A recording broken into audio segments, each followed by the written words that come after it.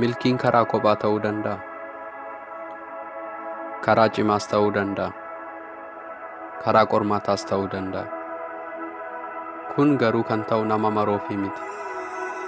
Isaan akka looniitti namoota biraa hordofan eenyummaa isaanii yoomiyyuu beekuu hin danda'an. Garuu isaan karaa ofii filatan kan maalummaa fi eenyummaa isaanii keessatti argatanidha. Isaan kophaa balali'an kochoo cimaa kan horatanii fi isaan kophaa miila kaafatan kallattii sirrii kan qabatanidha. Isaan hafan garuu jireenya isaanii mo'achuuf gargaarsa nama biraa kan barbaadan. Yeroo mara yaadatamuu, to'atamuu, qajeelfamuu, sirreeffamuu jiraachuuf jecha. Nuti hoo? Ati hoo? Isaan armaan olii kun akka nun ibsine. Atis sobamtee karaarraa akka of hin naqsine. Abjuu namaaf jiraatte kan kee akkanni. Maal seeta? Milkiin ijaarsa sammuuti. Ilaalcha sammuutis.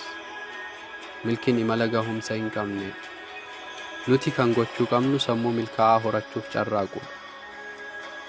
Har'a gammachuun jiraattee boruuf yoo karoorfatte ati yoomuyyuu taanaan milkaa'aadha. Har'a cinqamtee boruuf yoo jette garuu dogongorteerta.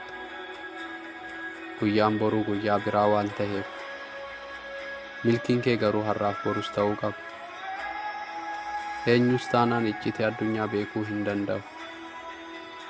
Iccitiin addunyaa waan hin baramneef. Garuu dandeettii horachuu barbaannaan, humna horachuu barbaannaan deemitii soqadhu. Sababni isaas dandeettis ta'ee humni kennaa Waaqaa qofa osoo hin taane wanta nuti guyyaarraa gara guyyaatti muuxannoo fi ogummaa nuti shaakalluun dagagsiifamudha. Horachuus ta'ee fooyyeffachuu ni dandeenya jechuu kooti.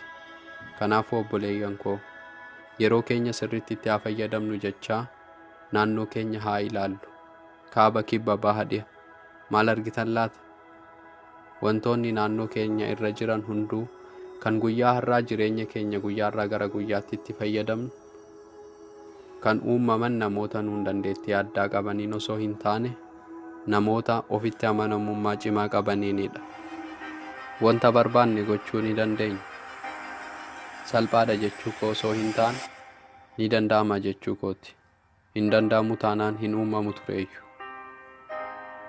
Addunyaan har'aa namoota ofitti amanamummaa qaban barbaadde. Addunyaan har'aa namoota si'aayinnaa fi onnee sammuu milkaa'aa horatan barbaadde. Maaliif jennaan muraasa waan ta'aniif. Maaliif jennaan namoonni hunduu akkas ta'uu waan hawwaniif. Atis taanaan karichatti mul'isi. Ilaalcha sammuu keetis cimsi. Ofitti amanamummaas horadhu.